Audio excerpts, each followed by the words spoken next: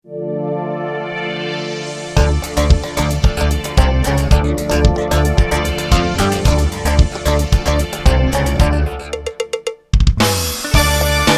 หลเท่าเฮ็ดหยังอยู่ติดประชุมอยู่สำเร็จก่อนที่โทรกลับดอกเขาอันฮัลโหลเท่าเอาวางสายสั่งประชุมอีกแล้วประชุมอีกแล้วประชุมเบิดปีคิดแล้วมันใส่โทรไปย่ำใดมีแต่ประชุมเจ็บใจเดี๋ยวแต่นางกลุ่มหรือสิซุ่มเอาเบอร์อื่นโทรหา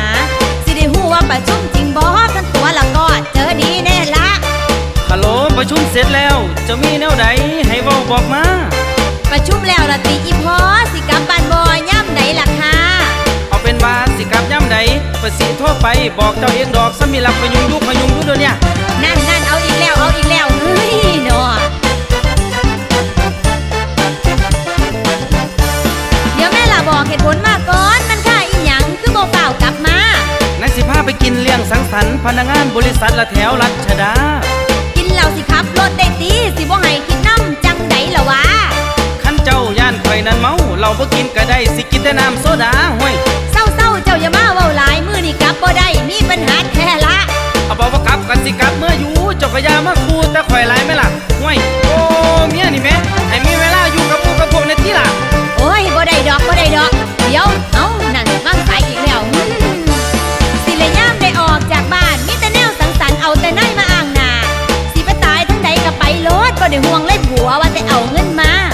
ฮัลโหลแยกย้ายกันยังคอยชักสิยังอารมณ์บ่อยู่แล้วนะ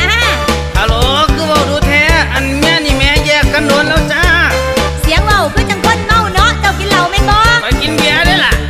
ข่อยว่าแล้วซื้อบ่ถูกแต่เลขบ่ให้โทรเช็คจังใดมาฮอดไสแล้วล่ะมันมีด่านตรวจแอลกอฮอล์เลยแบบปตทมาล้างหน้าล้างตาปั๊มหยังคือเสียงเพลงดังแท้เสียงรถแทงนั่นแม่เขาแวะมาจอดสูบยาคือสิฮอดบ๊ายบายพุ่นเด้อบ้านรอเขาเลิกตั้งด่านก่อนเด้อภรรยาท่านว่าอยู่ปั๊มปตทเข้าเซเว่นได้บ่ฟังเสียงที่ต้องแน่นะยังบ่เสียใจข่อยอีกบ่บอกว่าปตทกับปตทเสียข่อยแล้วนะบ่ได้ดอกย่างไปซะนี่มันสิยากหยังเดี๋ยวนี้ไปเดี๋ยวนี้เลยติ๊งตังได้ยินล่ะไปน่ะแม่นนี่บ่เสียยังว่าอยู่ปั๊มปตทนอนซะเจ้านอนเถาะมันดึกแล้วเมียจ๋าอีหยังก็อยากแต่วางสายคุยสอดแจ้งก็ได้บ่อยากสินอนแล้วล่ะคุยจังไดสิคุยจังไดมันสิอันตรายยามขับรถขับลาตอนนี้อยู่เซเว่นบ่แม่นบ่ในปั๊มปตทบ่ได้ขับรถเด้ล่ะ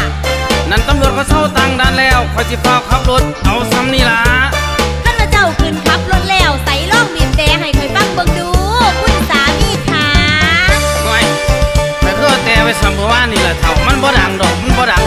นั่นรถออกมาใหม่ๆมันก็สิพังไว้แต่นั่นแหมกัดเฒ่าโลกัดเขียวมันคมมันน่าสงสัยอยู่เด้นี่ข่อยว่านี่มาสงสัยหยังล่ะเนี่ยเสียยังว่าอยู่ปั๊มปตทนอนซะเจ้านอนเถาะมันดึกแล้วเมียจ๋า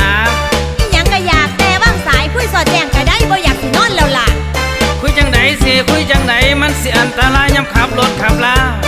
ตอนนี้อยู่เซเว่นบ่แม่นบ่ในปั๊มปตทบ่ได้ขับรถเด้ล่ะนั่นตำรวจเขาเซาตั้งด่านแล้วข่อยสิฟ้าวขับรถเอาซ้ำนี่ล่ะ